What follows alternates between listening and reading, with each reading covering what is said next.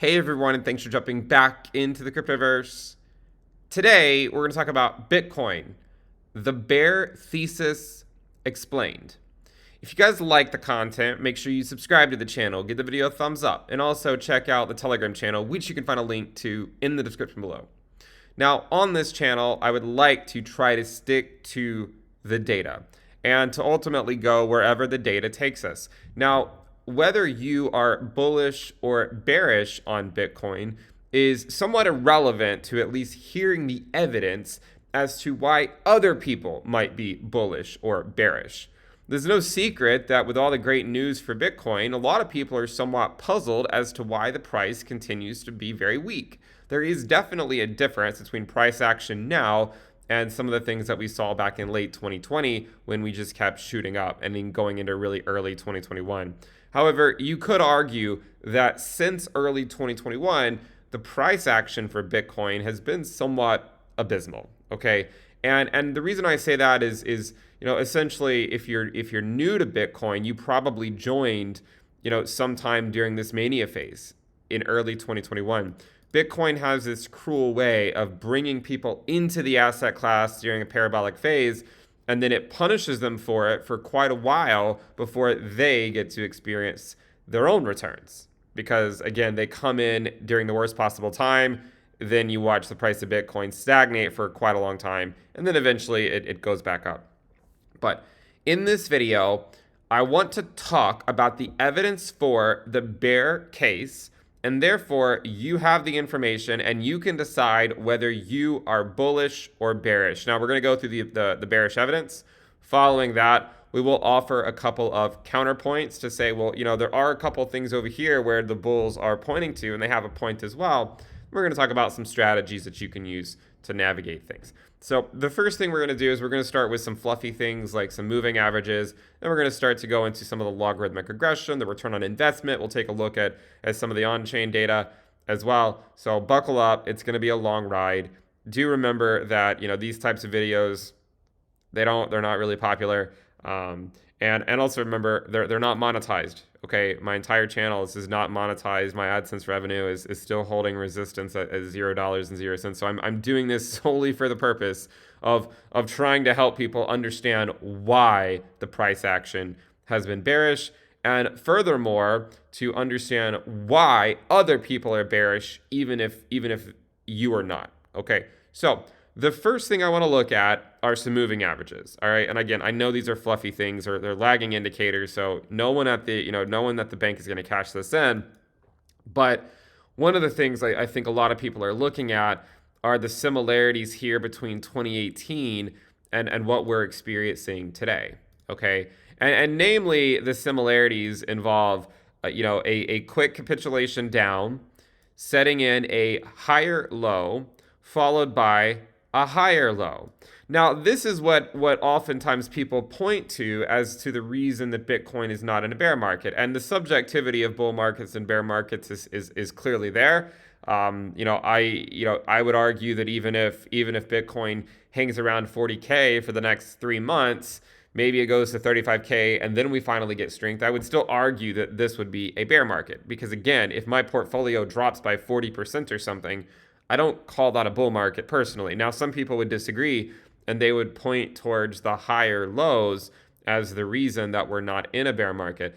And listen, it is certainly possible that Bitcoin continues to put in higher lows. Okay? It is certainly possible that that is the case and that Bitcoin will continue to climb the wall of worry and ultimately put in a higher high. However, back in 2018, we were also pointing to the idea that Bitcoin was technically putting in higher lows until it didn't. And the pattern that I think some people are looking at, and I've presented it on this channel as well, is this pattern here. This, putting in higher lows, getting rejected off the 200-day moving average, and then coming back down to this trend line. Now, and by the way, right now Bitcoin's at 40K. All right, we're trading just above $40,000. Ethereum is at $3,000. So when we talk about, are we going to end up getting some type of a capitulation? What does that look like? We'll talk about that a little later in the video.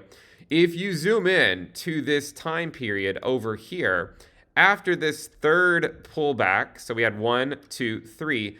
After this third one, you can see it was about 2-3 weeks, between 2 to 3 weeks, by the time we ended up going below this level. So approximately 2 to 3 weeks, 17 days, approximately before we sort of fell below the trend line.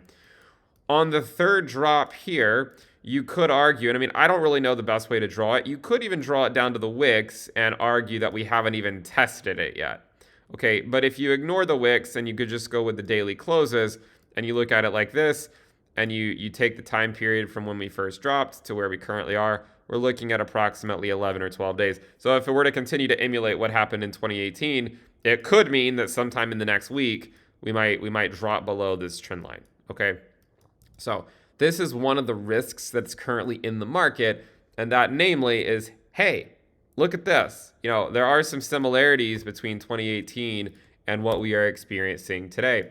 Now, the counter thesis to some of this stuff is to say, well, Bitcoin never really experienced a blow off top in the same manner that we did in 2017. And again, we're going to talk about some of that later on in the video. But I do want to draw people's attention to this chart and to say there is a chance that if Bitcoin falls below the trend line, that we could put in a lower low as measured from over here. Now, one obvious question that would come up from this is, well, if this plays out and Bitcoin capitulates 50% down to $20,000, doesn't that mean, lengthening cycles did not play out? That is correct, right? I mean, if Bitcoin were to capitulate, then we could definitively say that lengthening cycles did not play out, at least not measured from the market cycle bottom. So we need to understand there is a risk involved right now, and I just want to outline what that risk is. If instead Bitcoin holds this line and we do go put in a new all-time high, then again, you could still argue that it's on. But this is some of the bearish evidence to show that there are some similarities between what's going on here in 2022 and what was going on in 2018. Okay. If it were to continue to play out, you might expect Bitcoin to continue playing in the sandbox up here for a little while. And then if it were to drop below this trend line, it would signify putting in a lower low before coming back up and retesting it from the sort of coming back up from below it and retesting it at the 200-day moving average. So that could look something like this if it were to play out. So coming down and putting in a lower low, and then maybe coming back up to 42, 43K, again, where the 200-day SMA is. And if it gets rejected there, if we put in a lower low, then you're really looking at a very similar type of price action as we saw back in 2022. So that is currently one of the risks in the market. Okay, that's the 200-day moving average and a trend line to just kind of draw the similarity, show you the similarities between the two. Another one is to look at the 3-day and to look at the 50-day and the 200-day on the 3-day moving average. So actually, this is the 50 period and the 200 period on the 300-day SMA. And you can see that once upon a time in 2018, we were getting squeezed between these areas. So what's interesting is from the 200-day perspective, as measured from the 200-day, it seems like we're actually, that we could be somewhere over here, right? Somewhere over here. So let me try to isolate this. So when looking at the 200-day, which I just showed you, it makes it seem like we could be right here. But when looking at it as measured like this, it looks like we're actually right here, right? And so then the question is which way is this thing going to break? Because the last time we experienced this type of price action, when we got squeezed between these two moving averages, you can see that we in fact broke down. We are getting squeezed between these two moving averages again. So then the question is well, are we going to break down? Are we going to break up? But rest assured, there's likely a lot of volatility headed our way. If I had to guess, I would say there's going to be some type of, definitive move here within the next couple of months. Okay. These moving averages are getting squeezed and probably less than a couple months, to be completely honest. These moving averages are getting squeezed quite a bit here. So it's either going to break to the upside or it's going to break to the downside. And obviously the bearish thesis, which is the topic of this video, is to say, well, last time it broke to the downside. And so if you assume that it's going to do the exact same thing, then you are essentially looking at if it capitulates like this is another 50% correction. Okay, this would be another 50% correction, which could take Bitcoin back to $20,000. Okay, so those are those moving averages. Now, a lot of these moving averages are basically just the same thing. Okay, I mean, we're looking at very similar things just on different time scales. One of the things that we've talked about before with Bitcoin is that a lot of times, when it gets below the 50-week SMA, we do see further downside before finally getting the courage to go back up. Okay, this is just something we've seen time and time again. Every time we drop below the 50-week, we ultimately go down a bit further. And so you can see back in 2011, we went down about 58% or so. In 2013, we went down another 70%. In 2018, from the 50-week, we went down about 60%. And then from here, when we got below it, so far, by going to 33K, we were down 31%. To go down 50% would put us at 24K. And to go down 60% would put us at just below 20K. So this, again, is what some people are looking at to say, hey, there are some similarities between what we've seen in the past and what we're looking at right now with Bitcoin. And if this plays out, it means that Bitcoin is, still could have room to go down. It might not be that 33K is the bottom or that the summer low of 2021 is the bottom. It could be that we capitulate like we did in the past now that we're below the 50-week moving average. Now, the other moving average to potentially look at is the 100-week. And you could argue that this is not necessarily a point for the bears just yet, but it could turn into one. Historically, the 100-week has not held support. Okay, we sort of spend some time at it, but historically, once we go below the 100-week, it typically means that some type of further downside is coming. Okay, so for instance, in 2014, we fell another 50% or so once we got below the 100-week. In 2018, we fell another 40-something% once we got below the 100-week moving average. We're not below it right now. It's currently at around 35,700, but you can imagine that if we got below it and we dropped another 40-50%, then that you're looking at us going to somewhere between, say, $16,000 to $20,000. That's what would happen if we were to continue to emulate what we've previously seen in the past. And so you're basically just talking about another leg down, similar to the leg down that we already experienced. One of the interesting things with Bitcoin is that when you're talking about bull markets and bear markets, it can be challenging because there's a lot of people that are bearish and there's a lot of people that are bullish, and anyone that disagrees with you, they're going to sort of attack what your thesis is. And again, I'm just trying to present the evidence here. I'm not trying to say what you should be or should not be. I'm just trying to show you what the bearish evidence is so that you can make your own decision, all right? So you can look at this chart and say, well, this is the current risk on the market. We're at this range, what we've been at before. Historically, it has not held. Will it hold this time? We'll see. We'll have to wait and see. But, we are at least putting up a fight so far. So this is the 100-week moving average. Now, there's another thing I want to show, and that is the logarithmic regression bands. Back in 2021, I was very adamant that Bitcoin will likely not go to 100K. Not in 2021. One of the reasons is just that none of the metrics were really calling for it. I know a lot of people were a lot more bullish and thought we would go to, much higher. But there really wasn't a lot of evidence for that, at least not in 2021. I do think that Bitcoin can go to a lot of the price predictions that you heard in 2021. But the earliest that I've said that Bitcoin could go to 100K would be at the end of 2022. That would be the absolute earliest that I could imagine it actually making it to 100K. But honestly, it's more likely to be beyond that. That's just the earliest I think it could happen would be the end of 2022. But again, it's more likely to happen beyond 2022. So when you look at this chart, if you just say, well, we did go up to the upper regression band, right? We poked our head in it a little bit. Then you could check that mark off the off the checklist. You could check it off the checklist and say, well, technically we made it there. Just barely. But if you guys remember back in early 2021 when we were watching this stuff live, we have several videos saying, look, we're in the upper regression band. Now, the one of the arguments I think that is against the bears is that we did not see a blow off top.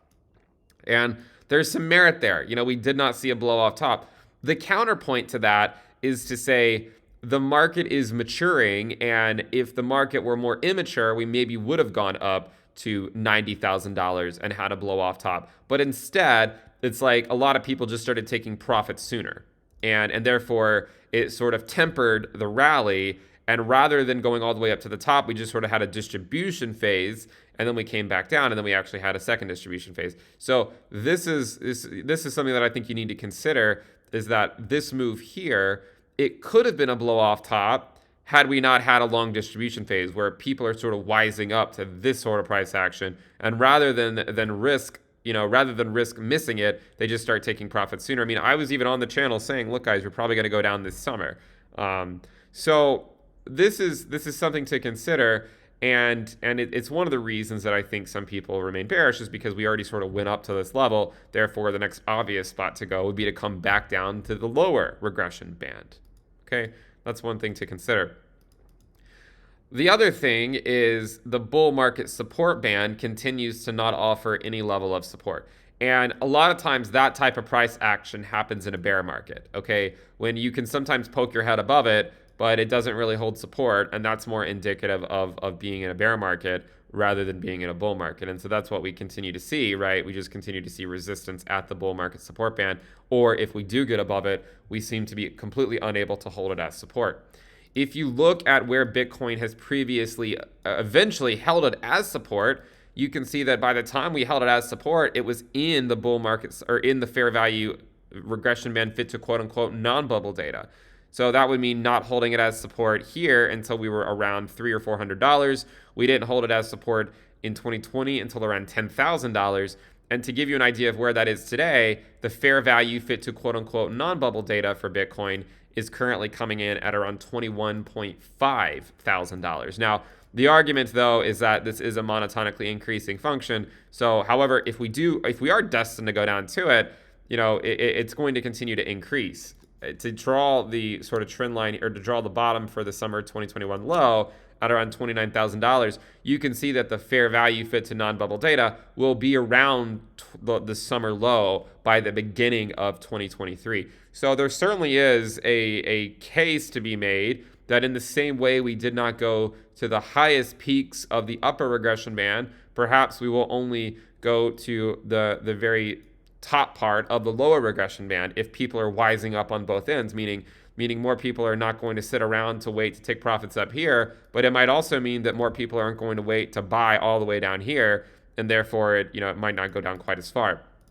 But I think it's something to consider that this fair value fit to non-bubble data is at 21.4K, 21.5K, and that historically, once we started showing this type of resistance to Bitcoin in what some might call a bear market, it took until it reached this level before we broke back above it. And then you can see later we finally held it as support on that fair value logarithmic regression band. And so that would be the argument that if we are to see some type of a capitulation and Bitcoin comes down here, then by the time we actually hold the bull market support band as support, the bull market support band might be at 30K, right? Like it might have to come down here and come back up, and then we go in for another rally later on. Okay, so that is part of the bearish thesis, okay? Another part of it is looking at our logarithmic regression rainbow. And this is something that, I want to caution people against because this is not the only one that exists. There's some other ones as well. And they look at it and say, well, it's only going to be heated if we come up to the highest ones. You really should look at the trend. And this is something I talked about back in 2019, is that every cycle we dropped around 2.5 log lines, right? So 1, 2, 2.5, right? From here to here. This one was a half, and then 2. So that was another 2.5 log lines down. And then therefore in 2019, I was saying, all right, guys, well, hopefully we can make it to 2.5 log lines down again, which if we do,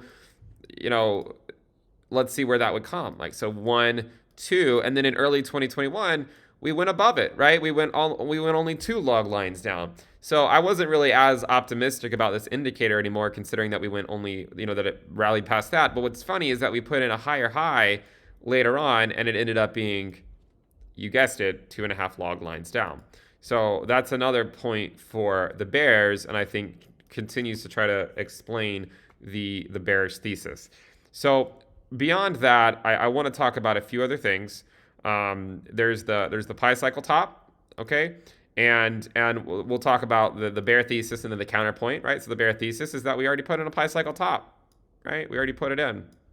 And if you go look at this on the daily time frame, what you'll notice is that it's just basically the cross of these two moving averages, and we already saw them cross. Now, the counterpoint is that we saw 2 of them in 2013. And again, my thesis from 2019 that if we're going to have a lengthened cycle, right, it's going to be a very stretched out version of 2013. So, you would expect it if it's going to take out until say late, mid 2023 or something like that, then it makes sense for us to have to experience this bearish price action for so long so that this has time to come back down and then we can repeat a stretched out version of 2013, which is what I would like to happen. That's what I would prefer to happen. But I want people to understand there is the risk on the market that we end up, that the bear case is ultimately realized. And so we need to be cognizant of that, right? You could argue one counterpoint to this is that by the time this started rolling over right here, this moving average, we were already in final capitulation. And so this already has rolled over. So you could argue that this was potentially final capitulation already, and that now we just need a bit more time. This is going to continue to roll over like this, and this will start to come back up, and then eventually they might cross again sometime out in maybe another 12 to 18 months. So that's sort of the bearish thesis with a bullish counterpoint. Now, continuing on, I want to talk about a couple, more fundamental things. One of the reasons I think some people are bearish is that you have these larger institutions or larger people, deeper wallets, I should say, that are buying Bitcoin, and it's not doing anything, right? You would generally expect probably that if someone is publishing that they're buying hundreds of millions of dollars worth of something, then perhaps that something should show some strength, because someone who has deeper pockets than you or I, they're buying Bitcoin. If they have that conviction on it, then why shouldn't we? I think one of the issues here is that despite the fact that there's all this buying pressure, the price still's pretty bad, right? I mean, at least the price action. I mean, obviously 40K isn't such a bad price for Bitcoin, but it's just this constant selling off occurring whenever we get some type of move to the upside. Obviously, that is difficult for a lot of people to navigate, and I think one of the reasons is because rather than it being a tell of who's buying and who's not, rather than it being something like that, I think the bigger issue is that the market as a whole remains risk off, right? So if you look at say the dollar, one of the things you'll notice when looking at the dollar is that we are in a very strong uptrend. And when Bitcoin is in a very strong uptrend like this, historically speaking, it does show bearish price action. Again, this is, and actually probably the better way to look at this is to pull up the Bitcoin chart. But just quickly, you can see this move up here. This was 2014. This was a bear market. This was 2018. This was a bear market. And this started really in mid-2021. And arguably, since mid-2021, Bitcoin has been in a bear market, at least on every front but the price. I mean, we did put in a higher price at 69K, but there are a lot of other indicators to show that the market has been somewhat bearish since then. Or since mid-2021. So if you look at the Bitcoin chart and you overlay the dollar, what you'll see, and I need to switch this to a new scale on the right. We're going to make the Bitcoin chart log. What you'll see here is that when Bitcoin is going up, the dollar is usually going down. But when the dollar is going up, Bitcoin is usually going down. Again, 2017, the dollar was going down, but Bitcoin was going up. Then in 2018, the Bitcoin was going down and the dollar was going up. So you're just sort of seeing these things reverse. You go back even to 2013, 2014, right? The dollar here was going up while Bitcoin was going down. While Bitcoin was going up, the dollar was going down. In 2011, the dollar was going down while Bitcoin was going up, right? So I mean, the dollar was briefly going down here, or sorry, the dollar was briefly going up here while Bitcoin is going down. But this was a much shorter-lived bear market. So the point here is to say, look, I mean, if the dollar continues this very strong uptrend, then why should we assume that the Bitcoin is going to go up in the short term? Because historically it hasn't. Now, the counterpoint to some degree is that this trend has to end at some point, we would expect, right? But I think one of the things to consider is that once the dollar slows down, then Bitcoin can show strength. I mean, this is after sort of the bear market. It's in the accumulation phase. This was after the bear market in the accumulation phase. At some point, I imagine the dollar will roll over, and then Bitcoin will more definitively be in an accumulation phase, which it could already be in. But I think the main risk is the fact that the dollar continues to push higher. and show that the risk on assets are just not doing well. And Bitcoin has been behaving very similarly to a tech stock.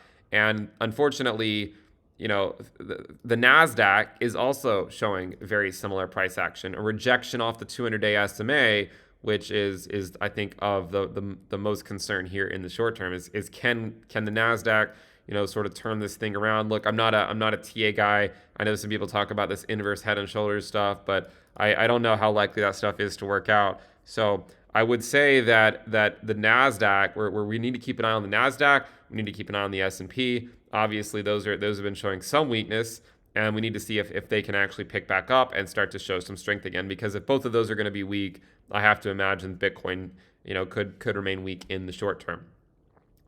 Now I want to go show some charts. One thing to consider is our fair value regression line fit to fit to all data, and the fair value is currently around 36.5K. The point here to make is that 3 out of the 4 times that we've been in this area where we've really been hovering around it for a long time after some type of mania phase, 1, 2, 3, and 4.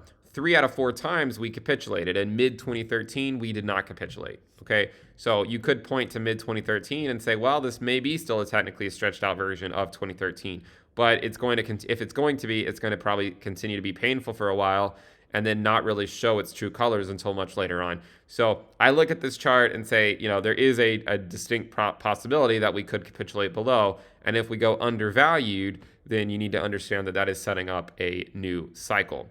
Okay, so that is something to consider. The other thing to consider from a running ROI perspective is that the running 1-year ROI on Bitcoin right now is 0.779. But if we're destined to go back down to some of these lower valuations down here where we go below 0.4, that means at least a 60% drop, if not more. The best time to do that, to get some of these lower valuations, would be exactly 1 year after Bitcoin put in its all-time high of $69,000. So the bearish case would just be that, the 1-year ROI is probably going to hit a macro bottom sometime in November, plus or minus a couple of months to either end. Like, it could be September, it could be January of 2023, but that is part of the bearish thesis. And then if you were to draw an imaginary trend line through this, you can see, well, technically we did hit the target. We just hit it at a time when literally no one was really expecting it. I wasn't even expecting it to happen that early. I mean, I was very adamant back then that we were too far extended in a very short period of time, and that it made sense to be extremely cautious. But it was certainly taking a lot of people by surprise that Bitcoin went up that quickly in early 2021, and most of it actually happened in late 2020. So this is the 1-year ROI. Okay, maybe a counterpoint would be that in July of 2020 or June of 2020, we didn't have to go all the way back down. We just sort of bottomed at a 1-year ROI of maybe just above 0.7 or so. Okay, so that's another chart to show the bearish case. Another one would be to look at things like the 200-week moving average. And the reason why I want to show this one is just because we do have a habit of revisiting it every so often. And if you look at it with regards to the regression band, you can see that by the time the regression band and the fair value, by the time the 200-week SMA comes back up to the fair value regression line, that's where we go to, right? So that's what happened in 2018. And so the argument is that, well, if this is going to play out again here in 2022, then it might mean that, in the next few months, we could see some type of price depreciation by Bitcoin down to the $20,000 to $25,000 range. The 200-week SMA, which Bitcoin has historically bottomed at, is currently just over $21,000. It has also had wicks a bit lower down to the 300-week moving average. Let me actually pull up the 300-week. This is the 350. So let me pull up the 300-week. You can see that Bitcoin has occasionally had wicks down to the 300-week moving average, like it did back in March of 2020. And if you had extended this, you probably could argue that this was sort of a wick down to the 300-week as well. The 300-week currently is at 15.8K. So I think the argument here is that, for me anyways, is that worst case scenario, you're looking like some type of capitulation down to these levels and then continuing back on. Okay, this would sort of be the bearish thesis continuing to be explained. All right. So the other things are the on-chain charts, and this is something I'm not an expert at, but I did see a lot of people in the past use on-chain charts, and I think there's this idea that on-chain charts are always bullish. I don't actually think that's the case. I don't think that on-chain charts are actually always bullish. I just think that the most bullish sounding things actually mean the market's bearish, and the most bearish sounding things actually mean the market is bullish. So looking at things like hodl waves, which is it's just basically the percentage of the supply held in addresses for certain periods of time. If you look at long-term holders, meaning people who have been holding for at least 6 months, this is something that people point to say, look, the market is bullish. Long-term holders are accumulating. It is true that long-term, the percentage of supply that is being held by long-term holders has been at one of these major plateaus like we've seen before. The problem is that by the time we hit this upper plateau, we're only halfway through the bear market. Like upper plateau here occurred in September 2014, and we still had a few more months of a bear market to come. You can see the same thing happened in 2018, in September of 2018, and we still had a few more bear market months.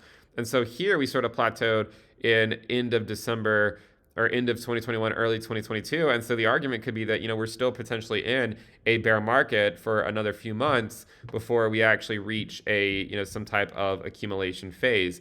And so I know a lot of people point to the idea that long-term holders are accumulating and that the more seasoned investors are establishing their positions. And this is true, right? This is true. However, that actually historically has meant that we're only about halfway through the bear market, not actually in a bull market. Another thing to think about is when short-term holders are accumulating, that tends to be a peak. So you can see, 2017, 2021, there's really nothing to see in November of 2021. So again, this is an argument that we've been in a bear market potentially since mid 2021. In 2013, we had 2 peaks on short-term holders. We had a peak in 2011, but we only had one so far in 2021. So I look at this chart and say the short-term holders, we're not seeing any type of peak there or increase in short-term holdings. Therefore, I think it makes sense to say, look, this is a bearish indicator that show that new retail interest is just simply not here right now.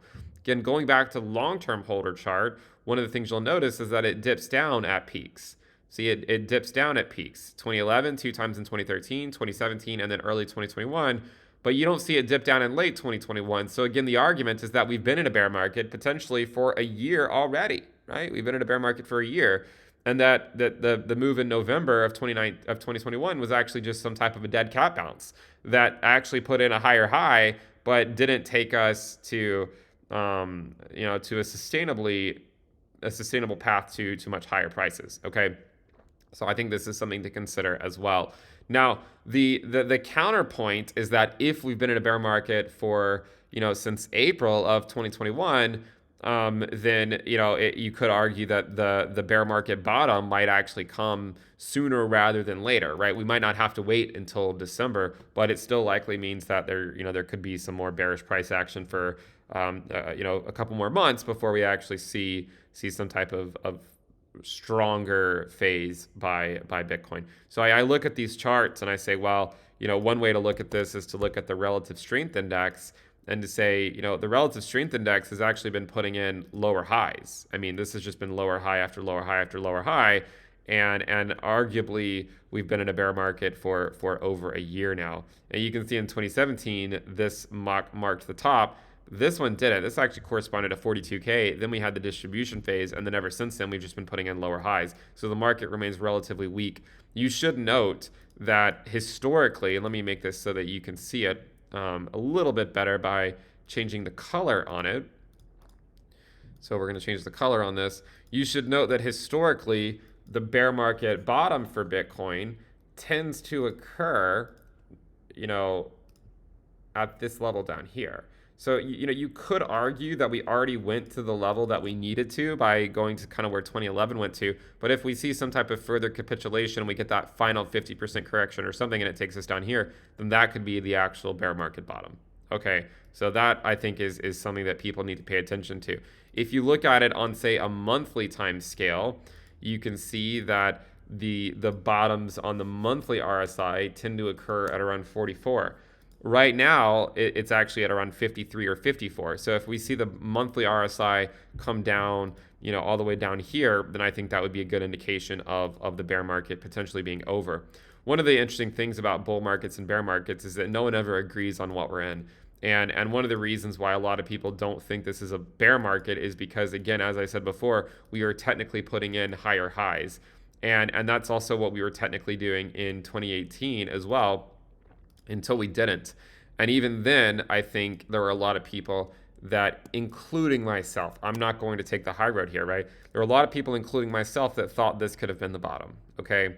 And I was buying Bitcoin at 6K, and then the floor fell out, and then we went to 3K. Okay, so you hold on for a while and say we're putting in higher highs. Then if that falls out, you say, well, we're still holding the range. And then if that falls out, then the people that called this a bull market finally admit it's a bear market over here. The problem with that is by the time they admit it's a bear market, the bear market's already over.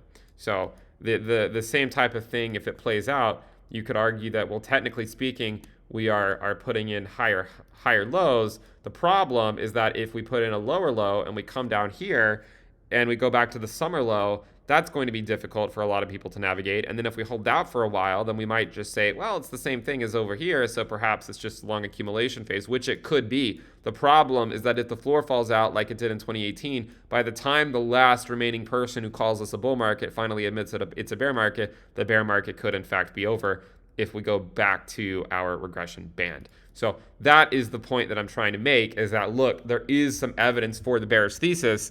It's just that a lot of people choose to ignore it. I'm not saying that it has to play out. There's always a chance that we hold it, but this is something to consider.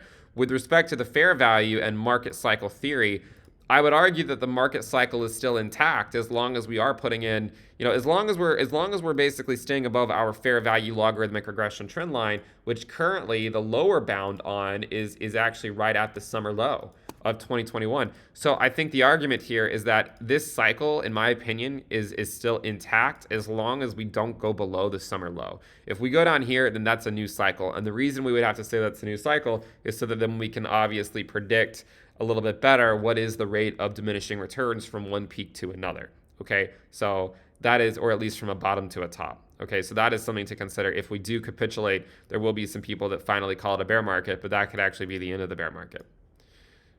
Going back to the on-chain charts, you can also look at things like there's the rattle ratio, the R hodl ratio, this is sort of a counterpoint to say, look, we didn't actually make it to those higher highs or those higher levels that we had in the past, so maybe that's a point for the bulls to say, well, maybe we can come back up. But I think one counterpoint is to look at things like, say, the Puel multiple and say, well, technically, we did come up to a fairly high level. It just wasn't as high as before, but it still was somewhat extended. Okay, like it might not be as extended as it was in the past, but it still was a fairly extensive move.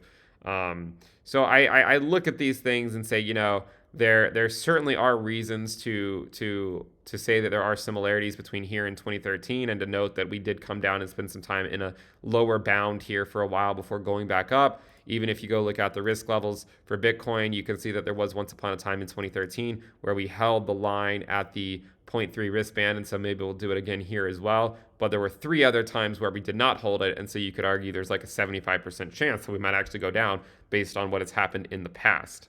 All right. So there's a lot of things I think that you can consider. There's also things like the Bitcoin dominance. I think that's probably the biggest counterpoint to us not being in a bear market, is to say, well, technically speaking, the Bitcoin dominance is still at 41.7%. The problem with that thinking, I think, is, or at least with a counterpoint, is in June of 2018, we were also at the same Bitcoin dominance, and then that's when it shot up. But what happened in June of 2018? Like, why did it shoot up in June of 2018? Well, in June of 2018, that was actually when Bitcoin was after it put in a lower low. Okay, so let me show you what I mean. So June of 2018 was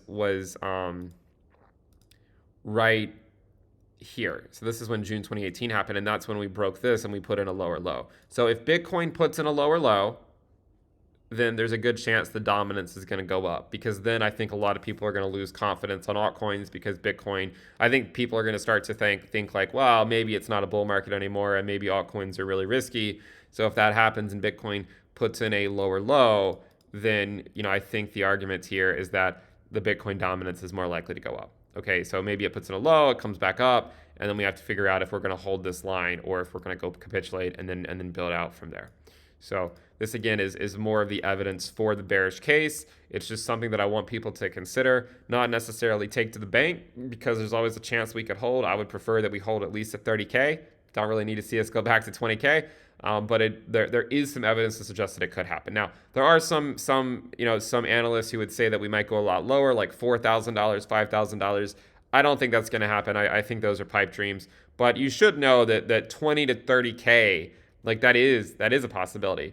If we go to the 300 week, we could have a quick capitulation below 20K. In fact, somewhere between maybe like 15 to 20K. But I will say, I don't think we're going to go to those much lower valuations. There's always people that are calling for like 95% drops and whatnot. I don't see that happening. So this is the bearish thesis. And then furthermore, one more thing to say about the bearish thesis is that if you look at my YouTube channel and look at subscribers, look at this. There's just not a lot of new subscribers right now, right? Like you need to see that surge of retail interest. And a lot of that is sort of reflected in the hodl wave, right? And you can see that when the short-term holders come back, they're the ones that buy the top, They're the ones that buy the top. But they're not coming back right now. So I think that's the argument that, look, we've been bearish for a while. There's not really a lot of new subscribers coming into YouTube for crypto YouTube anyways right now. You can see it's pretty low. You can see the views are somewhat decreasing on my channel. You can see the watch time is somewhat decreasing on my channel. Therefore, if this is sort of consolidating for a while, right? If views and watch time hours is consolidating around 10 million hours for a while, then we might just need some time for some of these longer term moving averages to catch up with us.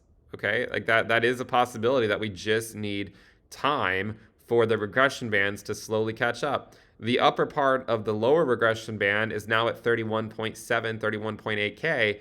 The fair value fit to non-bubble data is just over 21K, around 21.5K. The longer we spend just kind of hanging around, I think the higher these valuations are going to go, because again, they are monotonically increasing functions. Again, you go look at the 200-week moving average and you can see that it's riding that fair value. So if Bitcoin capitulates down here, then that's probably going to be one of those like accumulation phase of a lifetime type things. Okay, so I want people to really listen to this video to understand that I'm just simply showing the evidence. Okay, there's also evidence for the other way too. Okay, there clearly is evidence that you could point to argue that we could still go higher. If you look at the total market cap and trend line, you can see that we did not actually make it yet to the upper logarithmic regression band. Perhaps we just hug the fair value for longer periods of time rather than going up to the tops or bottoms. But we have not hit that. And then furthermore, from a cycle perspective, if you wanted to argue that the length of time of each cycle has extended, then as I said before, we wouldn't expect that final parabolic rally until potentially 1,400 to 1,600 days, which means waiting another year and a half or a year potentially before, or maybe even more than a year before you're going to see that final blow off top, if it were to play out like that. So I hope you understand there really isn't a right answer. There's evidence to be a bull. There's evidence to be a bear. Okay, there's evidence both ways.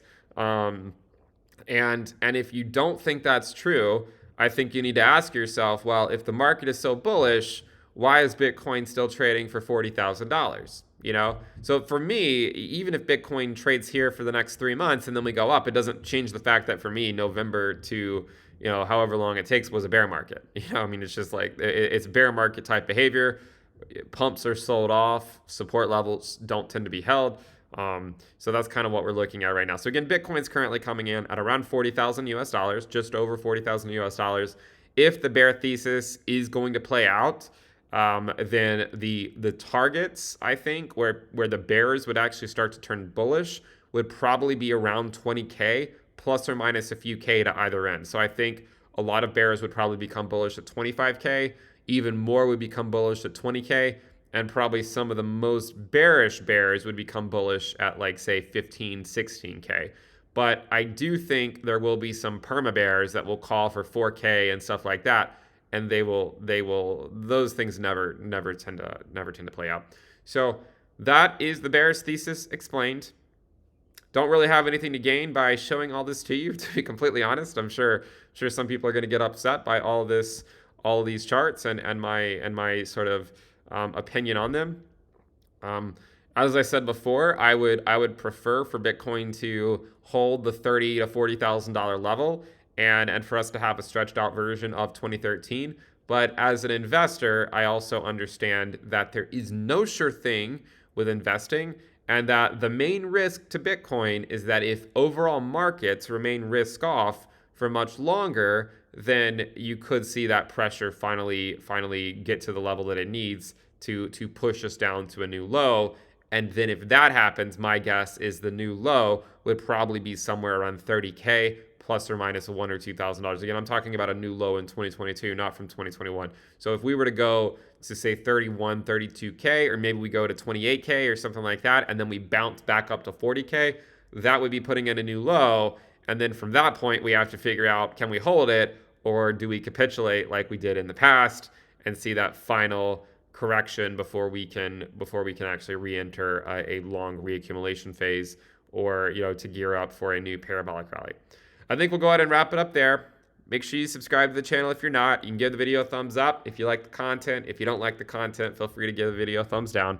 Again, I don't expect to make any friends, but if it does help you navigate the Cryptoverse to understand the bearish thesis, then I think it was worth putting the video out. One of the things you can do to help protect yourself is to just not be overexposed in the asset class, and to especially not be super heavy into altcoins. I mean, I'm not offering financial advice, but you should recognize that if Bitcoin puts in a lower low, altcoin Bitcoin valuations don't tend to hold up that well during a phase like that. Okay, so alt Bitcoin valuations typically get wrecked when Bitcoin puts in a lower low. So those are ways you can protect yourself. You can also have some cash on hand in case the market goes to a lower low. Thank you guys for tuning in. Make sure you subscribe to the channel, give the video a thumbs up. I'll see you guys next time. Bye.